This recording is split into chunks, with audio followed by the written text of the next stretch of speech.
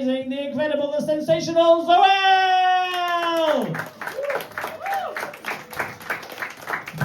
I think I'll have to lower this a little bit, okay? There we go. Hey, look at that, he got the song in all of those 2 seconds that it took me to walk over here. I managed to get my song in. So anyway, thanks, Dennis. So, I had to go to the American Embassy last week. I'm American. Any other Americans out here? Woo! I had to go to the American Embassy last week, and I have to say I was totally disappointed. I mean, I thought that all I had to do was present my American passport, and it would be like waving a magic wand, saying, "Open sesame, abracadabra," the doors would spring open, and I could be welcomed back onto American soil. Yeah, right. I had to open my purse, show them what's in my purse. They had to wave their own magic paddle wand around my body. Then they actually made me open my coat and check and see if I'm wearing an explosive-packed suicide vest. And even then, they escorted me into the building. I had to pass through the metal-detecting arch, and my purse went through the X-ray machine. All this just to be led into this tiny little lobby, because you never actually get into the embassy. Just this tiny little area with a table and a few chairs around there. I mean, it's like being sucked into an Edward Albee Tiny Alice story. But anyway, I don't know what the Americans have to be afraid of at this point. You've got, seems to me that the rest of the world should be afraid right now. You've got Donald Trump coming in. And to Donald Trump, the whole world is just his own personal all-you-can-eat buffet table. I mean, he's looking at all these smoking dishes and comes across Greenland and goes, "Yeah, that would make a tasty chunk. I think I'll put that on my plate." Well, I'm at it. There's Denmark. Well, that's just a tiny little nugget. I think I'll just pop it in my mouth right now. I mean, why wait? Hungry man. It's like grown-ups devouring his children. But it seems to me that everything in our lives right now is designed around the idea that the world is filled with scary monsters and unidentified predators just roaming around waiting to get us. And you have to be extra vigilant to stay safe. Right? I mean, you go into the center of Strasbourg, and every day the army is out in full battle camouflage uniforms, carrying heavy-duty machine guns, just randomly patrolling the streets just to make sure no scary monsters leap out at us unsuspecting civilians. And we've come to think of this as normal. Normal. We think the internet is populated with monsters, so they make us prove that we're human to get onto a website. We want to keep our emails safe from monsters, so we have lengthy passwords and two-step verifications and vaults. And we want to make sure nobody can get into our phones. So we've got fingerprint identification. We've got facial recognition. We've got iris identification.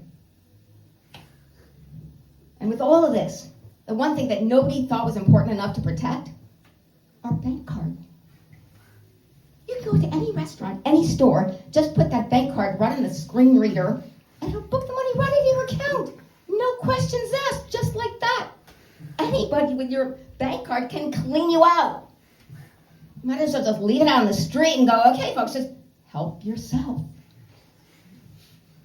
And even the fashion world has played into this. I mean, think about it, the idea of seasonal colors.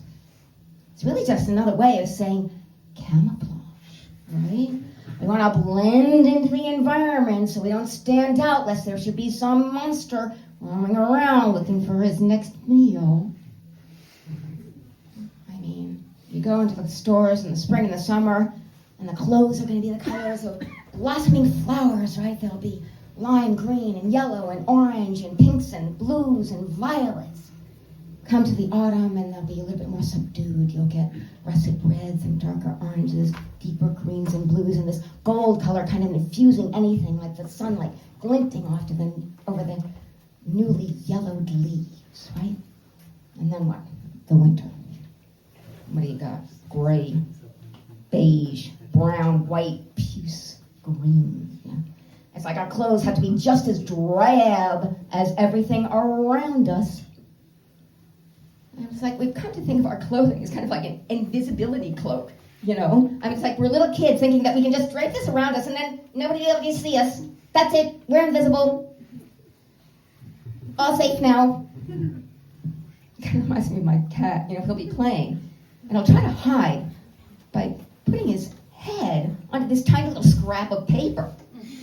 And he'll sit there huddling like that, sure that he's hidden. And I'll be looking at him going, I can see you. But he's like, nope, you can't see me. I'm invisible. I can't see you, so you can't see me. It's like reality has just become an extension of our deepest childhood fears. I know, when I was a kid, I was terrified of the dark. I used to imagine that the shadows would congeal into figures and they'd be huddling together all plotting against me, right? So I begged my parents to let me sleep with the light on. You know, they had a strict lights-off policy. So I developed this elaborate ritual. And I made my parents do this with me. And every night, you'd have to go through the closets, make sure there are no monsters hiding in my clothes, checking the shoes, make sure there are no monsters standing in my shoes, and the shelves, make sure there were no monsters going to leap out on top of me. And then we'd go to my desk and open the drawers and check the cabinets, and then to the dresser drawers, and most importantly, under the bed. Because you know that monster who's hiding under the bed, right? The one that's just lurking there waiting for you to put an innocent foot a little bit too close to the edge so that he can reach out his hand and grab your ankle and pull you under.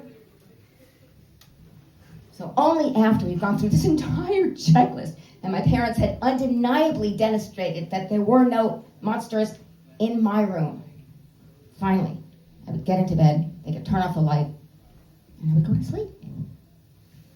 But it would invariably happen in the middle of the night that I would wake up and have to go to the bathroom. And I'd be sitting in bed, terrified, afraid to move, because I had no way of knowing if a monster had not crawled under my bed while I was asleep. So I'd have to very carefully calculate the distance between the edge of the bed and the area where the hand could just still reach out and grab my ankle and pull me under. And then I'd have to stand up, leap over that area, hit the ground running, head to the bathroom, and then I'd come back, and again I'd have to leap back into bed. And well, here I am, an adult. Which means that I did avoid all of those scary monsters of my childhood. And honestly, only occasionally do I still check under the bed and in the closet, but for the most part, I know that there's no point looking for the monsters in there. They're not hiding in there anymore. They are out brazenly walking the streets, conducting their reign of terror in broad daylight. I just want to say to them, come on, guys. Where's your self-respect? Your consideration for tradition? Get back onto the bed. Go back into hiding. Just go. Anyway, thanks for listening. That's my time.